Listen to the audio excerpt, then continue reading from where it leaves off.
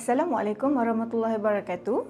Saya Puan Madiha binti Jamian, Ketua Program Diploma in Islamic Banking and Finance KPTM Bangi. Diploma in Islamic Banking and Finance adalah program pengajian yang memberi fokus kepada konsep dan amalan keuangan yang melandaskan prinsip-prinsip syariah. Program ini bertujuan untuk melatih pelajar dalam menguruskan aspek-aspek penting dalam perbankan dan keuangan Islam seperti produk keuangan Islam, pengurusan risiko, pelaburan serta operasi perbankan yang mematuhi hukum syariah.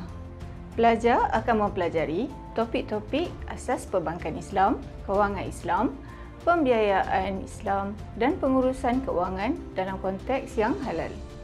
Selain itu, mereka juga diberi peluang untuk memahami sistem keuangan global dan cabaran yang dihadapi oleh industri perbankan Islam.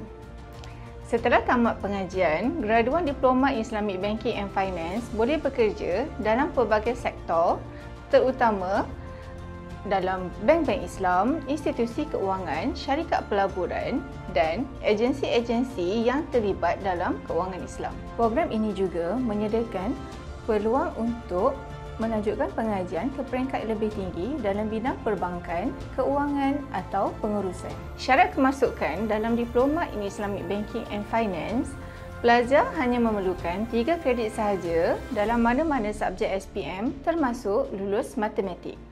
Untuk maklumat lanjut, anda boleh layari laman web www.kptm.edu.my.